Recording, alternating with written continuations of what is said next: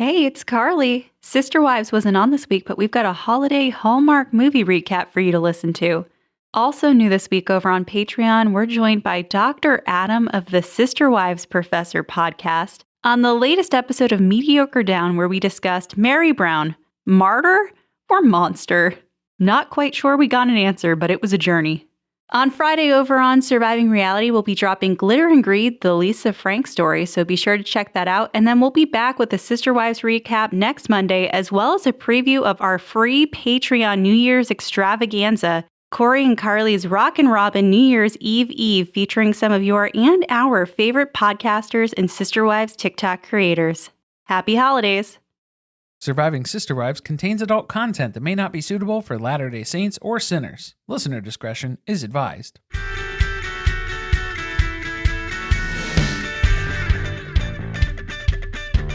Hello and welcome to another episode of Let's Talk About It. I'm Corey. And I'm Carly. And today, this is like our new annual tradition. I mean, we did it last year, but this is only the second time. So I think now we can call it a tradition. It's the second annual. The second annual recap of a holiday movie from, well, last time it was a Netflix movie, wasn't it? A Night Before Christmas. Did you forget Netflix? Already? No, I remember the movie, but yeah, was it Netflix or it felt very Hallmark? That might have been a Netflix original. Who knows? But this time we are bringing you a Hallmark Christmas movie. Official one. And I know we didn't make the choice easy because mostly just from a polling perspective, all of the titles were very shockingly similar. But not related. No, yeah, there's no sequel or series that's involved in these. These are all completely separate storylines. So we had Time for Me to Come Home for Christmas, Time for You to Come Home for Christmas, Time for Us to Come Home for Christmas, Time for Them to Come Home for Christmas, Time for Him to Come Home for Christmas, and Time for Her to Come Home for Christmas. So I think it was Time for Us to Come Home for Christmas. Yes. Won the poll. At least that's what we watched. So that's what we're going to be reviewing today. It was close. But don't get confused either, because this is actually based on a book called Time for Me to Come Home for Christmas. So this is a movie that's based on me, but it's titled Us, maybe because they already had Time for Me to Come Home for Christmas as a movie title. Right, which is a totally different movie. It's not related in any way, shape, or form. I don't know, maybe it is the same book based off the same thing. Probably not. I mean, this definitely felt like a script written solely for Hallmark. It's an adaptation, loose adaptation based on a book. But it ended so much like a Lifetime movie or a Hallmark movie. Like we've come to expect, yeah, just... I don't want to spoil the ending, so I'm not going to elaborate on that abrupt yet. stop. We'll get to it. Yeah, we'll be able to recount that. But before we get into that, let's go ahead and hear the episode description for this movie cinematic masterpiece. Okay, starring Lacey Chabert. Am I saying that right? I don't know. Of Mean Girls fame. Gretchen Wieners. Right, Gretchen Wieners. 5 guests are mysteriously invited to an inn to celebrate Christmas. With the help of the owner, Ben, Sarah discovers that an event from the past may connect them and change their lives forever. Right, this all takes place at the Snowfall Inn, which seems to be kind of like a hotel island of misfit storylines, because that's one storyline that we get, but it's also a convergence of like 6 other characters. Well, that's the problem with these types of movies. You cannot have that many characters that we have to remember, because no one is memorable, right? There's a reason that we are doing Hallmark Channel movies, aside from whoever the starring role is. Yeah, we got to know that this is not a star-studded cast. This is not an ensemble storyline that we're building here. There's no chemistry between anybody, and nobody is discernible from anybody else. No, and there's lots of digitally added snow. Oh, they went heavy on that. They figured out how to add digital snow that looks somewhat realistic, and they were like, thank God, put it in every shot. Well, it's the Snowfall Inn, so we have to have snow falling. Because it's snow falling. All of the time. Yeah, snow falling. Because quite literally, otherwise people will be confused about where we currently are. But for how slow it's falling, it should be called the Slow Fall Inn. The slow snow fall in. It's hard to say. So the movie opens and we meet Sarah. We learn she is an attorney who lives in Seattle, But that's not where she is throughout the film. She starts out in Brooklyn, where she runs into a man in the street who she just helped with a case about his rent being too high or trying to raise his rent, something like that. The rent of his business location. In Brooklyn. Where he sells Christmas trees on the sidewalk. Second generation of selling Christmas trees on the sidewalk, which that alone is pretty impressive. It's a feat. He gives her a tree for free. Which at that point is kind of a burden to just hand somebody a tree in the middle of Brooklyn and say, here's my gift to you. I do not live within a 3-block radius from this place. So I'm going to have to drag this tree on, what, a train, a bus? What am I doing? Have you not seen When Harry Meets Sally? When Harry Met Sally. When Harry Met Sally. Ooh, the wine is kicking in. You need help. Yeah, this is not a solo effort. You can drag it home. If you live close enough, but something tells me that she does not live in Brooklyn.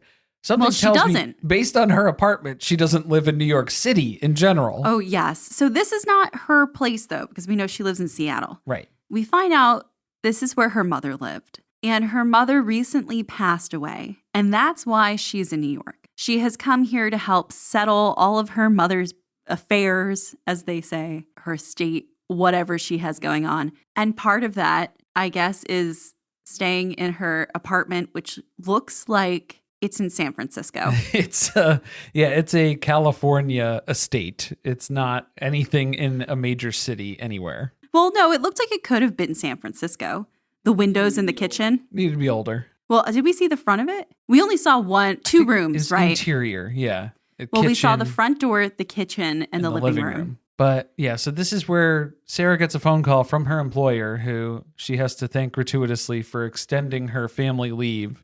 For allowing her to take time to travel to New York City to deal with, I guess, the fact that her mother passed away, and then to do whatever thing she's been doing since then. And her boss lets her know, oh, by the way, keep an eye out because we also have your mom's address since you shared that with us. And we're going to be sending you a little something in the mail, which happens to coincide specifically when she hangs up the phone with her boss in Seattle, right when her mailman is dropping something off at her door, which she automatically assumes, oh, that's from my boss, which you would have to guess probably, maybe this doesn't coincide. I don't think that a free trip to an inn for a week leading up to Christmas is a gift from my boss. No. Also, it doesn't have anything saying who it's from. Nondescript. No return address. No information about why this is being sent to her. It's just purely an invite. So she automatically assumes this is from my boss. This is from my co-workers as a gift to me. Right. So I'm going to hop on a plane and go to this place. Did she get on a plane? I think it's in New York. Did she just drive? I think it was in like upstate New York. Either way, basically it's a different planet. Anything, if she's in Brooklyn, which we know she's not, but say she is. If it's upstate New York, it might as well be Mars. It is a far way to travel. It's so far. But she makes it there rather quickly. And without any question. She doesn't check with anybody. She doesn't say, hey, oh, wow, thank you so much for this. She did leave a voicemail while she was arriving and like checking into the hotel. But this is where you have to assume this is probably how Ted Bundy was able to kill so many people, right? Just people just showing up to things. You don't know who invited you to this. You're just going to a random location, an address that you've received, the Bates Motel, upstate New York. Didn't even Google it. Just got on the train and ended up there. I'm there, baby. Rented a car, got my zip car, and I'm driving up. She also, I guess, thinks that she gets an extra week of leave without clearing that with anybody. Yeah, since it was assumed that this was from her boss. So thanks a lot for extending my leave even more. So we get to the Snow Fallen, and we meet our first character, Karen. Oh, Karen, right. Of course, her name was Karen. We'll get into Karen's backstory, but of course, they just happen to run into each other in the driveway as they're about to check in to the Snow Fallen. They have to physically bump into one another because otherwise two characters can't organically cross paths and speak to each other. Yeah, and as soon as she introduced herself as Karen, it was like, yeah, we know. You didn't have to say. You didn't have to explain this any further. We know you're Karen.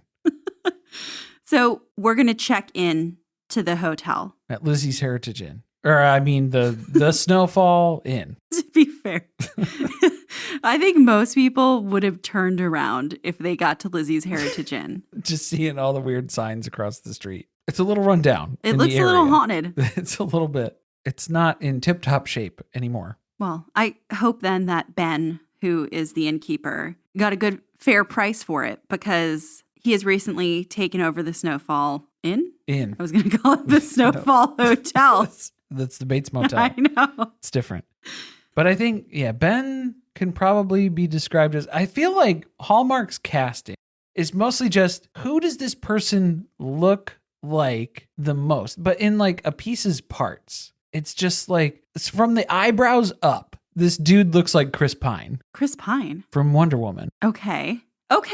Eyebrows up. That's who he looks like. Kind of in the facial region too. But he's got Chris Pine hair. I thought we were saying Chris Hemsworth. Chris Hemsworth, I think I misspoke on that one. Okay, we're changing to I was Chris Pine. thinking of Chris Pine. All right. Yes, so definitely the hairline situation. But that's what they do. They have to have like a lead character who is somebody who is likable, right? Like the actress has to be a likable, semi-well-known person.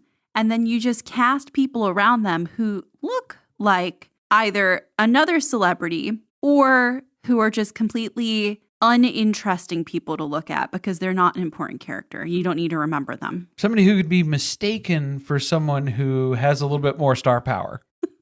And that's definitely the goal of what happened here with old Benny Boy. They seem to be casting the love interests in these movies to be a little bit older than they used to be. Yeah, I mean, he looks pretty old. The men all look like they're in their late 30s, early 40s. Like, I'm being generous. Mid-50s. What did we watch? The Rome one? Christmas, was it? I'm assuming it was called Christmas in Rome. That's not the title of it officially, but it was. Another Lacey Chabert movie. Yes. That guy definitely looked early 50s. I will be completely honest with you. I do remember. I was going to say, I don't remember what that dude looked like at all. Like we just watched it last week. You better remember. No, and I went complete facial blindness recognition for that face. But I am seeing it now. That is the point. Yeah, that's kind of the mode that they go into is they're like, oh, just blank slate. Just make it applicable. So then that way, whoever's watching this can think back. You can kind of fill in your own face of whoever you want it to be. Yes. It's like a build your own, make your own ending sort of a thing. That's exactly what they want to happen. And that's it. That is what's happening. That's what happened to me watching this. So Ben, let's get back to his character. Chris Pine face. Yes. Chris Pine face. He bought this in because he has so many great memories of it because he and his family used to come here when he was growing up. And we find out the backstory on him is he used to work on Wall Street, but he gave up everything just to come here and run this in after his fiance tragically and unexpectedly broke up with him. If your fiance just dumps you pretty soon leading up to the wedding, what's wrong with this dude? Something, what is he not telling you? We're getting his side of the story. It's like, can we hear what the other side of that was? Because was he just like some stressed out Wolf of Wall Street broker guy? You think he's got a dark past? Who was out, snorting lines of coke off of strippers' asses and stuff. Oh, God. Like, is that what's going on? I think he melted down his fiance's engagement ring to get more money to buy coke. I'm just saying, we're building a compelling narrative with that. But that's not what they're divulging to us. We're only getting one side of the story. It's just he had his heart broken, so he bought a hotel to fix that hole in his heart, I guess, is kind of what they're trying to say. That's sweet. They're framing it in a way so that it is sweet, but it sounds more dangerous than they're leading on. Can we talk about the inn itself when they get up to the room? The inn in and of itself?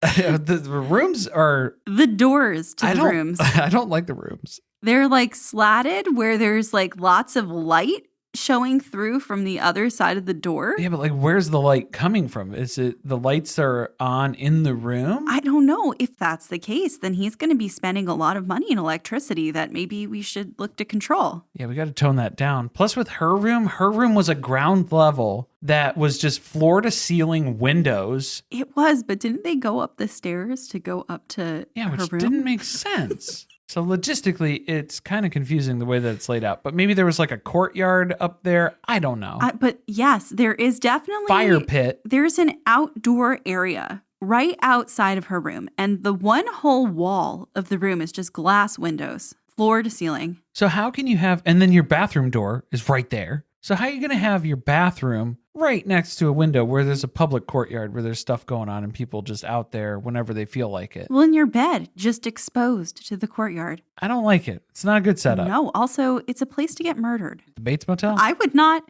be comfortable staying in that room as a single female traveling alone. It also had California vibes. I would even say in Colorado. It's out there. All right, you're going to say, It's all not right. upstate New York type feel to me. So No, made me think she got on a flight. Didn't have an Adirondack type feel going for it. No, definitely not. We kind of get a clue right off the bat in the beginning of the movie because Sarah finds out that the inn has a bunch of stuff planned for the days leading up to Christmas. And one thing that they're going to be doing is they're going to be painting their favorite memory on a Christmas ornament. Which seems oddly specific to ask a bunch of people to do, to take your favorite Christmas memory and then paint it onto an ornament. They're crafting. Yeah, but that just seems like a big ask for just people who are showing up at an inn around the holidays to say, hey, go ahead and do this handcrafted ornament adventure. What do you want to call it? I mean, they didn't say it had to be good. Well, hers was really good. Yeah, it was. It was like a photo-esque cat. Well, it was definitely like a printout of a cat. It wasn't hand drawn. But she definitely hand painted it. They didn't have laser etched printers that were available here for the glass ornaments. Like maybe go with something that's a little easier to believe than the cat face. Because the cat was spot on. And then also, if you're trying to woo a man, maybe don't make an ornament with a cat. She's not yourself. trying to woo him yet. Yeah, I guess. But it seemed like we were kind of building up to that at some point. She does get a little bit more involved in the mystery aspect than she is with the man. Yes, she's here for the mystery, not the man. Because she's trying to figure out, she eventually finds out that somebody paid for her reservation. Well, hold on. Let's talk about the Christmas thing, the ornament, because the it's ornament. very suspicious. Yeah, it's Because the start of it. This is something that was a tradition that her mom used to do with her, where she would have to paint her favorite memory from the year onto an ornament and they would put it on the tree. So that's why she was so good at it. She's been doing this every year for her entire life. Well, maybe she can give up her high-powered and stressful career and start making Christmas ornaments. Ceramics, paintings, hand-painted. Handmade. Right. So she didn't get this invite from work. And she finds that out because she has a voicemail. She missed the call, of course. She was busy. She was painting. She was crafting. Yeah. And while she was gone doing that, she got this call from her boss and he was like, hey girl, thanks for the voicemail thanking us for the stay at the inn, but we didn't pay for that trip. Definitely not us. So you can't expense any of your meals or any travel or anything like that. Don't keep your receipts. How embarrassed do you think he must be? Because what do you think they actually sent? She thinks they sent a week-long trip to an isolated hotel somewhere in New York. Middle of nowhere where someone can murder you and bury you in the backyard and cash in on your Social Security checks. They definitely sent like a very small edible arrangement. Yeah, there is a fruit basket that is rotting on your porch right now as we speak, right outside your doorstep. A small basket of pears. And it's gone now. Call your neighbor. I hope they can bring them in, throw them in the fridge, something, but they're probably toast. So now she's kind of concerned because she doesn't know who booked this reservation for her. But it's not concerned as in, did somebody lure me here to this hotel and I fell right into the trap? No. She doesn't know who she should properly thank for having booked this for her. Right. She's worried that Martha Stewart booked this for her. And if she doesn't send her a thank you note, she's never going to get... handwritten thank you. You're never going to get anything at this level or above in the future if you don't get proper thank you note delivered. What was that story? Who was it who she had invited to her Christmas party? Oh, Martha Stewart has some stories about folks who have not properly thanked her for invitations to things that she was involved in. And she will call them out directly on her show while she has them on as a guest. I can't remember who it is, but it was mortifying. And also, if I were to be invited to Martha Stewart's house for a party, sure as fuck would be paying for some custom stationery. I'd be paying someone who has calligraphy skills to write her a thank you and send a gift. Yeah, you got to pull out all the stops if it's going to be for Martha. Yeah, if you're not going to send a thank you, did you even bring a gift for the host? Probably not. That's just rude at that point. If she's going out of her way to invite you. But so that becomes the mystery. That's the compelling part of this story. Is Sarah has to find out, why am I here? So Ben attempts to figure this out for her, but I don't really know how, because at one point we see the register for this and it appears to be from the 1940s or something. Keep going. Keep going. It's from like the World's Fair. So he looks up her billing information for her room to figure out who paid for it, because she certainly didn't. He's like, oh, that's weird. Nobody paid for it. Yeah, it's like they paid with a gift card or something. A prepaid Visa card. I can't tell whose contact information this is. And it's all super encrypted. I can't tell the credit card number. It's a whole bunch of things. Security-wise, we're locked down real good here. No data breaches. Don't you worry. At the Snowfall Inn. They have a cybersecurity expert. Your information is safe with us at the Snowfall Inn. So she does not immediately check out. She decides to stay and try to solve this mystery.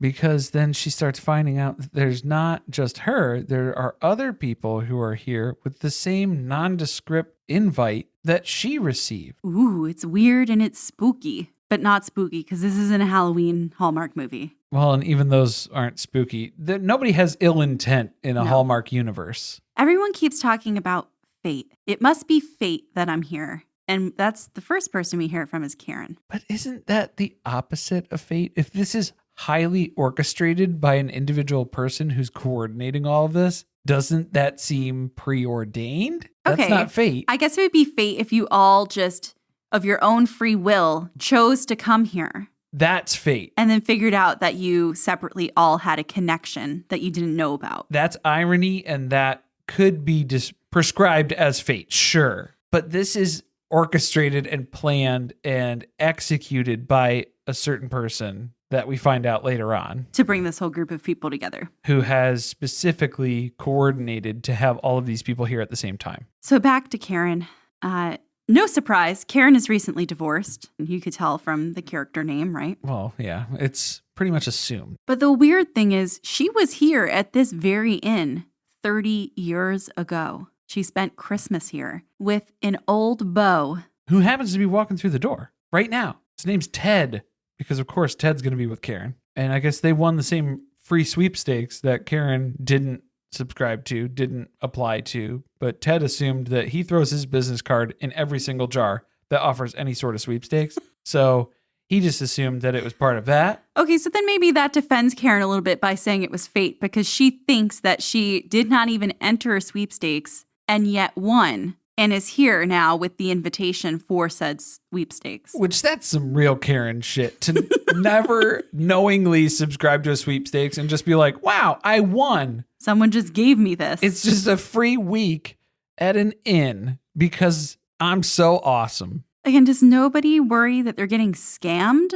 It's like when you get a voicemail and it's the sound of a ship horn and you find out that you've won a free cruise. Carnival cruise. Scam likely. Well, she's not even the first person that we find out, because then we had to find out about our other mystery person, Jasper, which borderline we had an issue with. We weren't sure what his name was at first. We thought he was being called Jazzman. And then we had to go turn on the subtitles to make sure, did we hear the most racist shit that we've ever heard in a Hallmark movie? Because this is just a black man with a guitar in a hotel room, so they're going to call him Jazzman? That seemed wildly offensive. But I think it said more about us, because then his name is actually Jasper.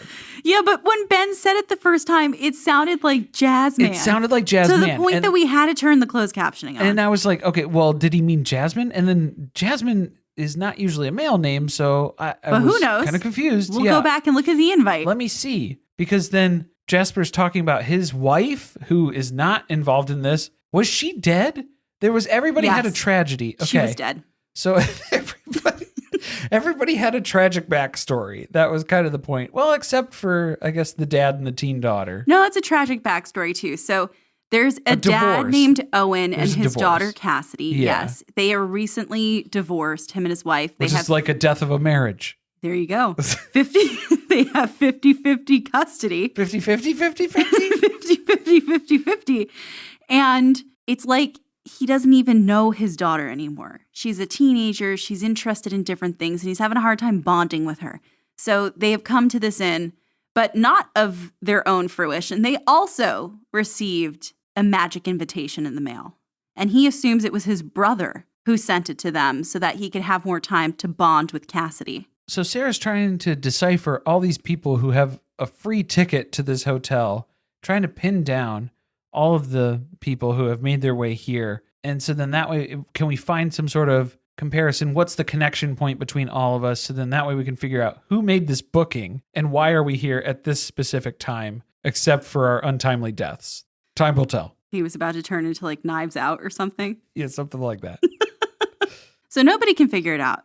Nobody has any idea who would do this, who would invite me here. I don't really know what my connection to this place is. In some instances, again, others do recall having been here previously. At one point, Sarah and Ben are just checking out the photos on the wall, like just casually looking through some old pics. She's trying to find some of him when he was younger, because again, he and his family used to come here a lot. And then she freezes as she comes across one photo on the wall of a pregnant woman. Not just any pregnant woman. Her mother, pregnant with her, at the inn next to a Christmas tree. In 1984.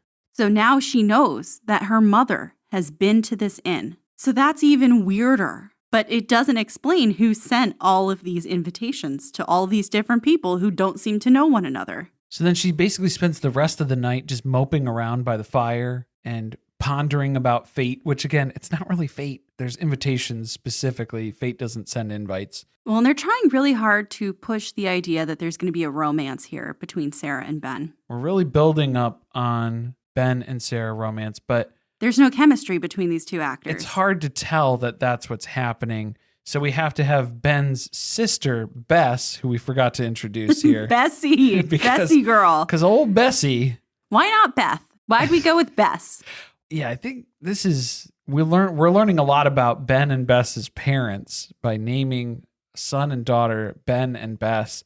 They had a little bit too close of a bond. Benny and Bessie. Benny. Okay, they seemed to have chemistry. It was uncomfortable in the amount that they were like sharing a room. He was tossing her a key when she was checking in, and it almost seemed like a little too close. We're like one step away from sharing a bubble bath in a couple hours. It was a little weird. But that's what I'm saying, more chemistry between them than there was between Sarah and Ben. Definitely. So I wasn't sure if she was getting jealous by looking out the window and then catching a glimpse of Sarah and Ben, or if she was happy that this was progressing. It was kind of mixed signals at that point. But things are going well for Ben in terms of making progress, where Sarah didn't outright refuse his gloves that he offered up as a romantic gesture, I suppose. But I don't think it's very romantic to share gloves with your sweaty, greasy, grubby paws. Okay, this made me so grossed out to think about putting my hands in someone else's gloves where their hands have been sweating in for winters in a row. Yeah, and he's just out at the fire trying to console you because you had a mental breakdown looking at a picture. And now you're wearing his sweaty, stinky gloves. There's also this weird, story that they're trying to persuade us to think is also happening with Ben, which is that, again, he ran away to buy this inn after his fiance broke up with him. And it's as though he's hiding here. There's no way he's going to find a love interest, someone to spend the rest of his life with, if he just owns this inn for the rest of his life. Because it turns out this wasn't a very financially sound investment for Ben. It was more of a sentimental purchase, right, Mary? Doesn't that sound familiar? We're making business decisions based on sentimental businesses. Based on emotion. I don't know if the family is going to be able to invest in this with I don't you. know if the pluses and minuses are going to add up. Are you buying this place just to have somewhere to escape to?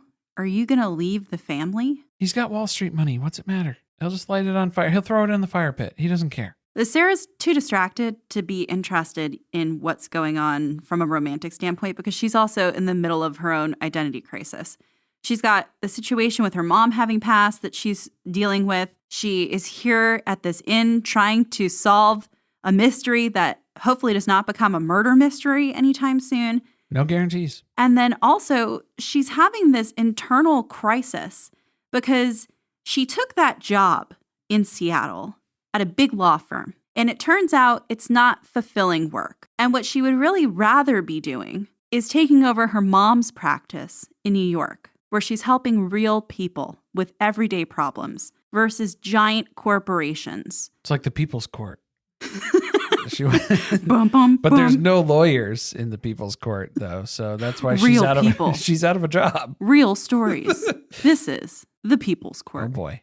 That probably wasn't right. I don't know. Yeah, Real Justice? I think Real Justice is thrown in there, too, somewhere.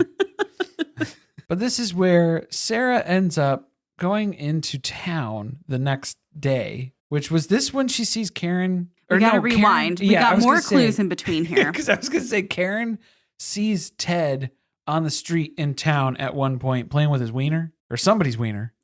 Well, that was what was happening. It's a dachshund. Okay.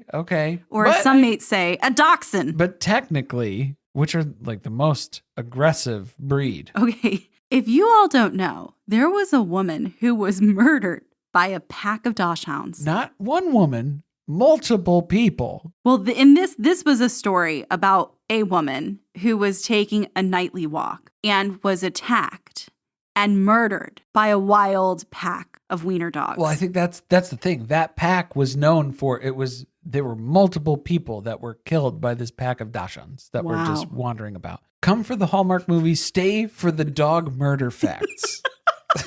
That's what's going on with the podcast right now. So don't let them fool you. Maybe they're cute individually, but when they get together, they have ideas. You can't trust them when they go feral and when they're in a pack. Got to be careful.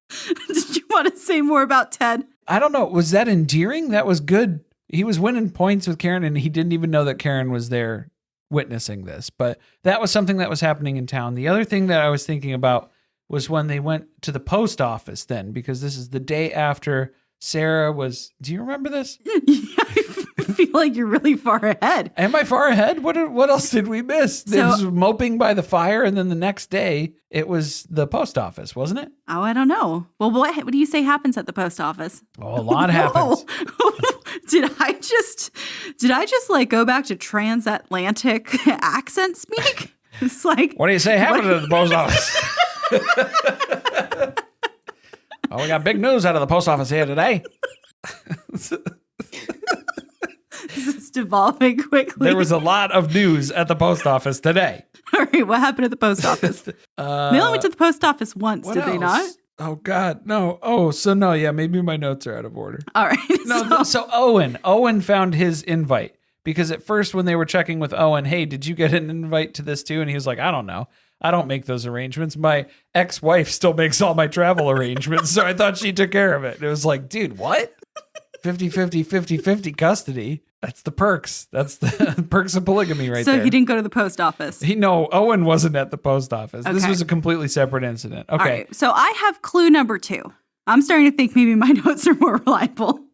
They're all collectively decorating a Christmas tree or trimming the tree, as Sarah would say. Oh, no. So that was after the post office. So, yeah, the post office did happen. Hold on. Here it is. Because that's what I was so impressed with was how Ben was picking up all those packages. It was all those Christmas decorations. That really happened at this point in the movie? That happened at this point. All right. So he was picking up all that stuff. The clue that she found was that there's a postmark that's up on the poster in the post office in town that matches the invites that were sent of the person who invited her to the inn. Okay, because it has a postmark from the post office where it was mailed from, but there's no return address. Correct. It didn't come from the inn. It came from somewhere in town, though. Okay, so now she suspects that someone brought these invitations to this post office. Which my red flag for this scene was that she was internalizing all of her emotions that she experienced, the turmoil that she felt about seeing that picture of her mom that triggered her in this emotional response. But she was able to squash that, bottle it up, and not address it, and then just meet up with Ben to help him carry some Christmas packages back to the hotel. And he was like, I really appreciate that you were able to suppress those emotions around me so that I don't have to deal with them too. So I could be more comfortable. That was really nice. That's a real benefit. Just some family issues going on, but I don't want to bore you with those. Okay, so then this is like clue number 3 now that they're decorating the Christmas tree. And you skipped another pivotal scene. Oh my gosh. Okay. There's Jasper and the teen girl Cassidy, which now we're getting. I didn't find that important. Kind of gray area. It was a little weird. Yeah. So Jasper approaches Owen's teenage daughter while she is attempting to play the piano very poorly. But then she gets really good all of a sudden, too. So it starts off not too good. And then she rapidly progresses in skill and ability just by coming in contact with Jasper, who is a professional musician. It was weird because then Owen goes to find him. And instead of being like, that was like kind of weird. Can you maybe not talk to my daughter alone since you're an adult man and she is a child? He wants to know if he can now tutor Cassidy and teach her how to play the piano better, because this is going to be the thing that's going to save Christmas this year, because he doesn't know how he's going to relate to her. I thought he was going to do the Stanley from The Office, where we were going to have a whole moment of, boy, have you lost your mind? Because I'll help you find it. I don't want you sniffing around my daughter. That's not what happened. He did not care. He was like, actually, can I propose a scenario where you spend more individual alone time with my daughter unsupervised in rooms for other situations? I think that would be the way to progress with this relationship. Well, this is a Hallmark movie and no bad things happen. Right. Nobody has bad intentions. It's impossible. All right. Can we decorate the Christmas tree now? I think this is where the decorating the tree comes in. And this is where, we see the happy memory, the cat ornament, and that gets put on full display here. Oh, whatever. The important thing about the Christmas tree decorating is that there's a song playing. There's music. And Sarah starts to sing a song. And Jasper knows the words to it. And she's like, wait, you know this song? And he's like, of course I know this song. This is my band. I wrote it. I performed it. We even had an album. And then with perfect timing, Ben's like, this album? That's the one. The Inn has a copy of it too. How weird. And there was only like 100 pressings of that album. So it's pretty rare. What are the odds? So Sarah's parents had a copy of that album and she grew up listening to this song all the time around Christmas. It turns out it's Jasper's band and the Inn has a copy of it. Sold about 276 copies of that. In Chicago? No, in Sheboygan. Very big in Sheboygan. Polka, polka, polka? The polka, polka, polka. And Christmas polka. Kiss me polka. We get a new day. It's a new morning. Sparks are still flying between Ted and Karen at the coffee pot, which neither of them end up pouring a cup of coffee. So I don't know why they were there. Maybe it was just fate. Is that fate? If you just show up at a coffee pot and you had no intention of getting any coffee, you just set down a mug and then walk away. I guess you happened to meet the love of your life. It was meant to be in that way. But meanwhile, Ben is out shoveling a gravel parking lot by hand. And doing an amazing job. And let me tell you, it's looking spotless. There's not one piece of snow in any of the crevices of the stone. No, so he's been working hard at work over here. But Bessie's calling him out because, hey, I think you've bought this in just as a way to kind of compensate for what you're lacking in relationships. Whoa. Well, yeah, I know. Bessie calls him like she sees him. And she's like, look, you got your prizes right here. Why are you looking at the inn? Come on home, you know? Time for us to come home for Christmas, if you know what I'm saying. Oh my God, I'm deceased. Okay, are we good with the sibling storyline? Can we move on?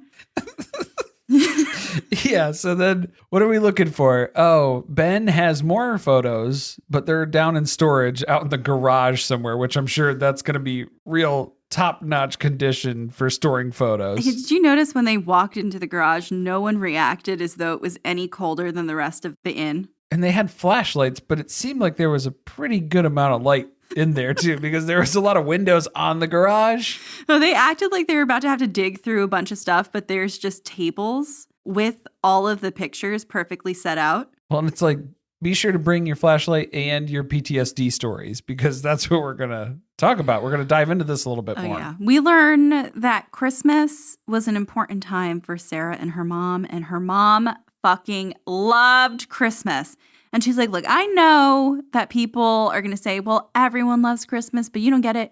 My mom really, really loved Christmas to the point that we had a whole week of festivities leading up to it. And the tragic thing is, Sarah came home every year to spend Christmas with her mom, except for last year. She was too busy with work. She was promised that if she worked on this big project, she was about to become partner. And she chose to stay in Seattle and leave her mom alone for what would be her last Christmas. Sarah missed Christmas with her mom last year, and it killed her, literally.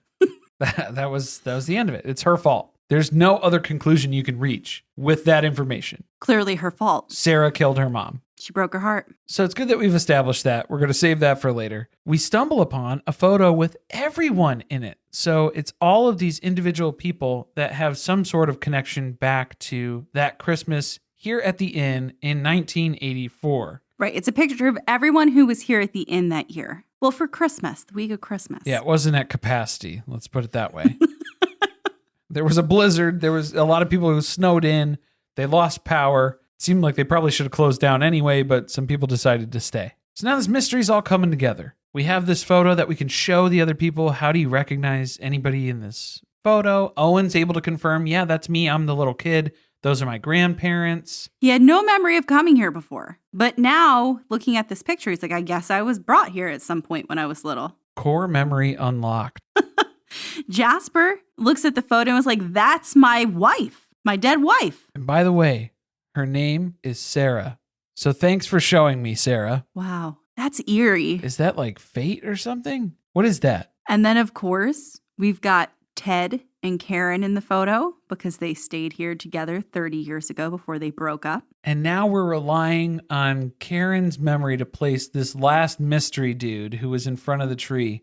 Do we know who this guy is? And she was like, I don't know. It's Paul or Ringo or Peter, something. I don't know. Peter, maybe? All right. I guess we'll go with Peter. And they do have a way to confirm this. So they used to use paper ledgers back in the 80s. And I guess they are very good at keeping records here at the end because they have not disposed of those paper records. They have them all stored.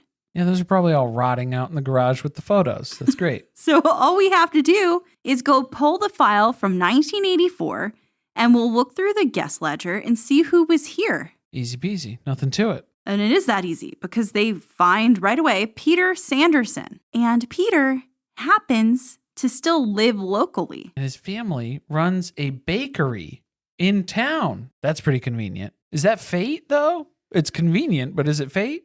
They're trying to set Peter up to be suspect number one. He lives in town. He could have gone to the post office. He's trying to get the band back together. He's the only one who hasn't been here this whole time, unlike everyone else. So Sarah decides she is going to head into town and try to track down Peter. And this is where it gets weird because then there's kind of like this conflict that's not really a conflict between Sarah and Ben, where is he going to go into town and talk to the bakery with her, or is he just going to stay and, I don't know, do his job and run the inn for all these Christmas things that he's supposed to be running? It's like, I'm a little busy. And also, I'm in the middle of a serious situation because we were supposed to get an order of gingerbread cookies and they didn't come. So I don't know where I'm going to get gingerbread from. Thank you for not offering to help me, even though you told me one of your traditions with your mother was to bake gingerbread cookies every year. And you're going to a goddamn bakery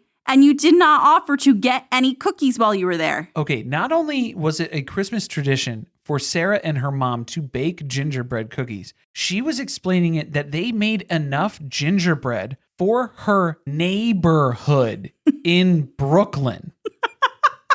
Her neighbor, not her street, her neighborhood. How many people is that? How much gingerbread is that? That is more than this entire town. That is a lot of gingerbread. That is a shit ton of gingerbread. No offer is made. Oh, your delivery fell through, your contact that you had for gingerbread. I make industrial-sized quantities of gingerbread just as a Christmas tradition because that's something me and my mom used to do.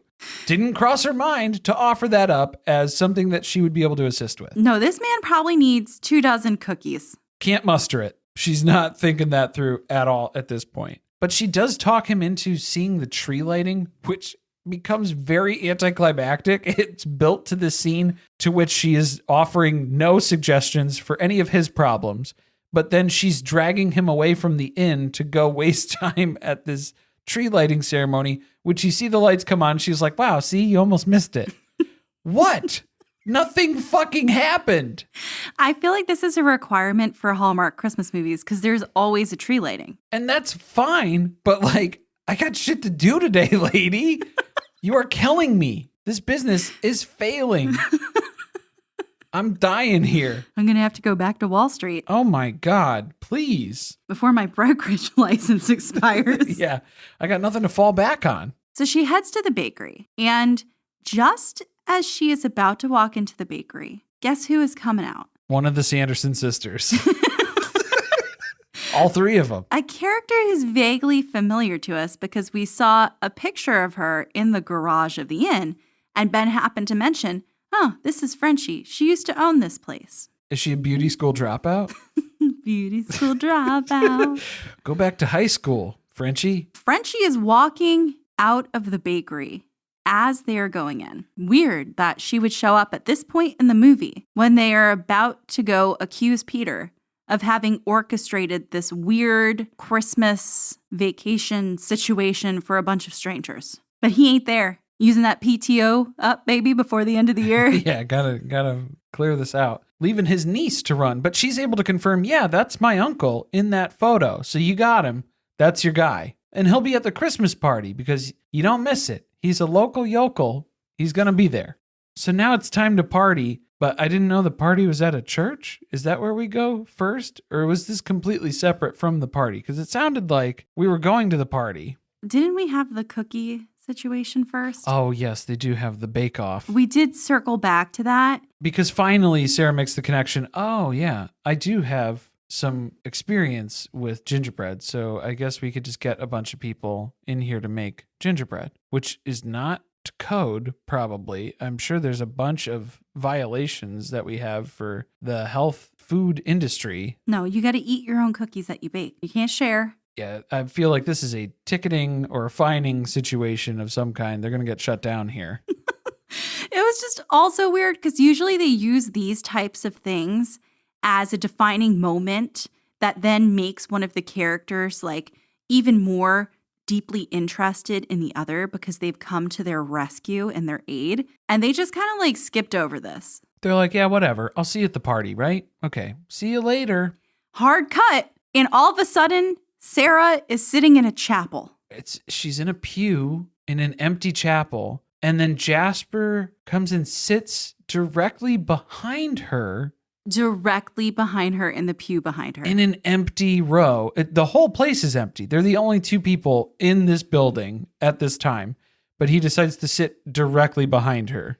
And they have a full conversation while they both stare straight ahead. So it's kind of weird, but I guess what was the moral of that conversation? Thanks for the memories. It's good to have memories. I think wasn't the point that he was like, well, you're kind of spending the holiday with your mom by being here, aren't you? That's great. Does that count? Does that make up for last year? Because you blew it last year. We have to resolve these various storylines that don't really make sense in the context of the rest of the story. Yeah, we're trying to tie up some loose ends, but they're pretty loose. They're all scraggly all over the place here. So now it's actually party time, which is not at a church. It looks like it's in that room that Owen and his daughter have been practicing their music recital stuff. It looks like a barn, doesn't it? A barn dominium of sorts. It's definitely like in another Hallmark movie somewhere where a couple have a barn wedding. You got the cars, you got the clothes, you got the Merry Christmas. This is the defining moment in the film. Is it? It's supposed to be. I think it was supposed to be based on the script, but In actuality, in execution, is it? Well, Ben and Sarah finally get a chance to do something romantic together. They're going to dance with one another as the band plays "Oh Christmas Tree." Which there's nothing more romantic in terms of holiday tunes than "Oh Christmas Tree." Maybe some Pachelbel, I don't know. Little drummer boy. I wonder how many different songs they threw out in the writing room. There's not a writing room. This is one person who gets paid $3,000 to write an adaptation. It's a flat rate fee with like undefined amounts of rewrites too, because they're not going to do any of them. Do you think these will improve as AI starts writing them? I don't think so. I think they're only going to get worse. Well, yeah, it's going to be worse because they're going to have to learn by ingesting these past movies, which are poorly written. Exactly. So it's just going to mimic more of them. Yeah, it's garbage in, garbage out. It's your classic problem. So we have the climax of their relationship on the dance floor here, I suppose you could say, which Ben is about to tell Sarah how he feels. But this is at the exact moment where Sarah's ADHD kicks in and she sees Pete, the mystery Pete from the photo at this time. So she doesn't care what Ben's yapping about on the dance floor. I gotta go talk to this Pete guy. Didn't you invite us all here? Why did you invite us all here, guy? He's like, whoa, the invitation? I'm really sorry that I didn't RSVP in time. Yeah, because you were the one sending those out. Why are you so concerned about that invite that you sent? He thinks that she invited him. And so now she's like, well, what the hell? If Pete didn't send out the invitations, we're back at square one. I have no idea who brought us all together here today. Sarah is so upset at this point, and Ben is still happy because he's like, oh, okay, well, mystery solved, right? You found your Pete guy, so how about settling in with old Ben? And she's like, I'm leaving after this week. I hope you're aware of that. Do you know that I don't live here now? They're trying to force the solution to all of the problems so quickly. So we had like Sarah being upset about her mother and Christmas. We resolved that at the chapel. Jasper also, I guess, kind of resolved his trauma about his wife. We didn't really resolve her storyline with her mom yet, though, because we have another scene where they're going to try to tie that up. But Ben is trying to lock down Sarah to spend the rest of their lives together after having spent 4 days together at this inn. But yeah, she's going back to Seattle. Yeah, I'm not sticking around here. I'm not making gingerbread indefinitely for you to fulfill these orders. It's not happening. This is fun 1 week out of the year. I can't live in it. It's a vacation, man. It's an escape. She can't quit her job.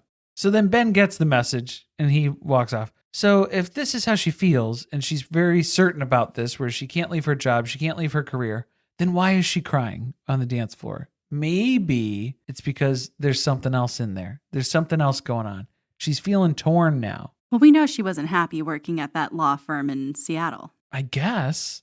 Did it seem like she was that unhappy? It seemed like she was unhappy that she missed last Christmas. It doesn't seem like she was very upset. She wasn't as challenged. She said it was boring cases. She's upset about a lot of things. She wants to work with people, real people. Real people. Like the old lady who called her on the phone and she was like, yeah, I don't know. We'll have somebody reach out. She said, I'm about to be evicted. And she's like, oh, is it like an actual eviction or is it like one of those, we're working on evicting? It's like, oh, it's one of the, you got some time. Okay, don't worry about it then. Don't sweat it. Good thing we didn't ask, are there any dates on the letter? Is there anything like a certain time that you have to vacate by? When did you start receiving these? I received this last January. And it's like, you poor old lady. I just got around to making a call about it. I'm just freaking out about it now. But Karen can smell Sarah is distraught on the dance floor here. So she has to come over. She has to find out what's wrong because she's going to just leech on that energy. And she does seem like an energy vampire. She's just going to draw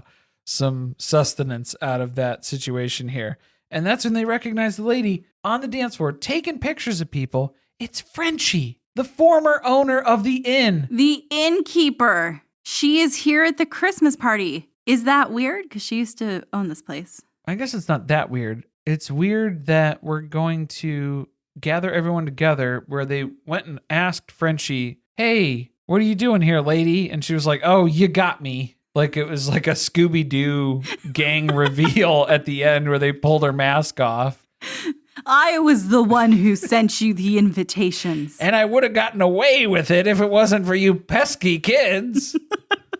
But it's time to spill the beans. So she gathers up everybody who's involved in this invitation process and goes through the whole story of the Christmas of 84. It was a stormy night. There was a blizzard. The electricity went out, but nobody checked out. They all chose to stay.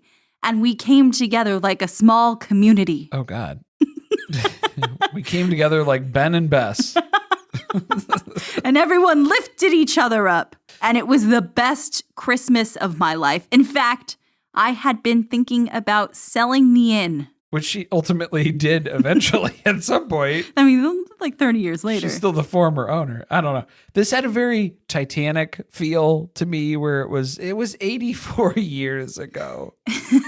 And I can still smell the fresh paint. So it was a lot of that kind of vibe, and everybody's still talking about fate, but again, we're not. This isn't fate, you guys. You need to look up the definition of fate and understand that as a concept before you try and write a script about it. She was saying it was fate back in 84 Maybe because in 84. all of these people were brought together, the right people at the right time. So why didn't we make that the movie? Why wasn't that the movie? The Winter of 84. Can we have that be a Hallmark movie? I don't know, but everyone seems to be okay with the fact that this old woman brought them here, lured them here, even though they don't know who she is. At least most of them don't know who she is. And the reason she tells them she brought them here was for Ben. So that she could recreate that innkeeper high that she had in 1984 for Ben, who's the new owner of this place. And everyone claps. Amazing. Which is the most boomer ending probably to this. I stood up. I told them I invited them all here for Ben's benefit, and everyone clapped. Anytime it ends with that, you know it was a lie. Everything that preceded that story was completely false. I feel like this was just the biggest timeshare pitch that we could have put together, where she invited them, she lured them to a place where she was like, okay, now you have to sit through my 30-minute seminar here at the dance party that's going on. I have concerns about how she paid for these rooms, because did she actually pay for them, or did she just book these rooms up for free on Ben's dime? She used a prepaid Visa debit card that works in the system, but then when it goes to take the money out when they check out, it doesn't actually work. Expired. It's done. Yeah, there's no funds, insufficient funds in that account. You would think that would be the end of the film, but it is not. No, because we still have to button up Sarah's storyline with her mom, which then we find out that Frenchie was Sarah's mom's BFF. They stayed in touch after that winter of 84. Except Sarah never knew her, never met her, never heard her name. Never heard of her. Never. But they stayed in touch. And just so you know, your mom told me she's good. You're good. With last year, she totally understands. She just wanted you to be happy, which seems like kind of an easy fix to just kind of slap on. It was like the flex tape, slap it on at the end there. Well, even that makes Sarah upset because she's not happy. This is true. This is the conflict that we're still facing. So maybe it's time to change something. Well, that brings in Ben. We have a performance with Cassidy and Owen up on stage setting the scene for us. Jasper jumps up to play a song. He joins them as well. Couldn't resist the urge to get on stage with the underage girl. Even though nobody has rehearsed the song. Oh, no. And I thought they were going to play in. like a Christmas Carol song because that's what they had been practicing. And all of a sudden, this is a full-blown Christmas song led by Jasper, like they're a band. Like they'd been rehearsing it all week, and clearly they had not been. This is where we get Ted and Karen's conclusion to their storyline, where they are dancing on the dance floor, getting a little close. I think Ted's whispering in Karen's ear that he probably slipped a Viagra about 20 minutes ago. It might be time to go upstairs. He's going to have to get out of here pretty soon. I'm going to lose all control of my lower body in a very short amount of time, so we should probably get out of here. And we end with Ben and Sarah staring into each other's eyes as they say Merry Christmas. Yeah, it's like Sarah catches Ben outside. Ben had to explain to Bess how he got shot down, which then that leads Bess with a little bit too much hope. She's got like the glimmer, But then Sarah runs into Ben outside and she's like, oh, you know what? I was thinking about it after talking to Frenchie. And I don't know, maybe we'll, give this a shot, whatever that means. What does that mean? Let's stay in touch. Let's get wrapped up in this mystery some more, I suppose, because I was very obsessed with it and I overlooked you as a man in my life as a woman. So that's the real problem here, right? How is any of this going to work logistically? Is she moving to the inn? I don't know. Is he selling the inn and then he's moving back to New York? I honestly was expecting this movie to end with her deciding she was going to stay somewhere around here, whether it was like, oh, all of a sudden, let's just be together and I'll help you run the inn and I'll do legal pro bono work that makes me feel good. And I'll never go back to my job in Seattle. And now we're happy. No, but it was Merry Christmas, Sarah, and Merry Christmas, whatever your name is, nondescript guy. She forgot his name. She forgot his name because he's forgettable. She says Merry Christmas. And it just sort of ends. The movie just kind of trails off there because you know what it reminded me of? It was like The Shining. At the end of The Shining, when it does the slow zoom in on the photos of the past, the event yep. that happened, 100 years prior or so, roughly. But it's kind of what that was. It was like that would have been better. Zoom in on the 1984 photo. Wouldn't that have been good? And then in the gold room, they're all actually there, or Sarah's actually there. No, that's just weird. That makes even less sense than what happened. And I hated it. Thank you.